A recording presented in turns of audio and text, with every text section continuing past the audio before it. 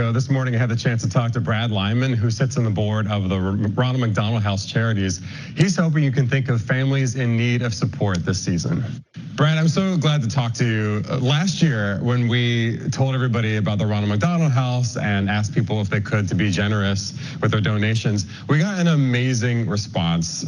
Someone out there, one of our viewers, ended up contributing $25,000 to Ronald McDonald House Charities, which totally blew me away.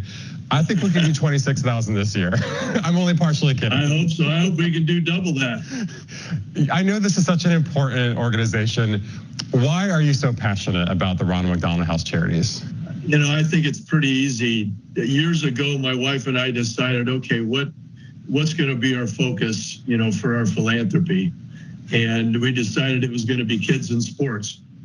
So when I was invited to, you know, to join the house 15 years ago, as far as being on the board of directors, it was easy for me because this is all about kids. It's all about kids and it's all about families. The Ronald McDonald House is an organization that it's not a doctor. It is the support for what the doctors are doing. So children will go get treated at Lucille Packard, at Stanford, and then their families, at no cost to them, are able to stay with them in this very comforting and supportive environment. And it's just, it helps families not only in the Bay Area, but also helps families who are attracted to the Bay Area, because this is where the world's best medicine is practiced. It's actually what a lot of people don't understand is we don't service directly, as far as housing families, anyone within a 50-mile radius. So this really is for families who are coming to Stanford Hospital, to Lucille Packard, or to UCSF.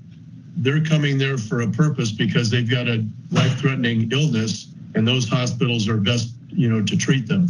So the local people don't have a connection to us like they do to Lucille Packard Children's Hospital, because we don't directly service the local people. And that makes it a little hard for us to raise funds, because you know they're supporting local as opposed to what we do.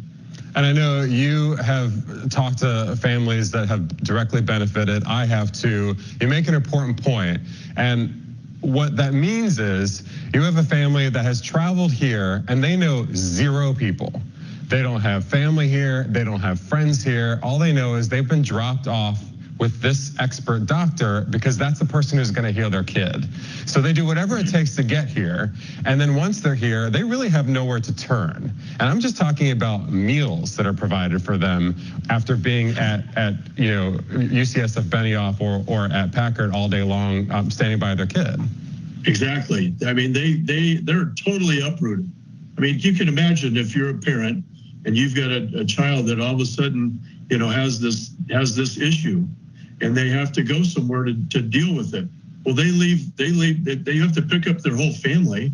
They leave their jobs, they leave their community, they leave everything, and they come to Ronald McDonald House. They come to Lucille Packard as an example, and Lucille Packard decides, you know, if they want to have them come to the house, and if we have room, and then they come there, and the house does everything, really does everything for them. Provides transportation, provides housing, provides meals.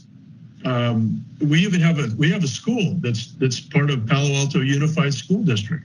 That's K through 12 to provide them some education, counseling. I mean, it goes on and on.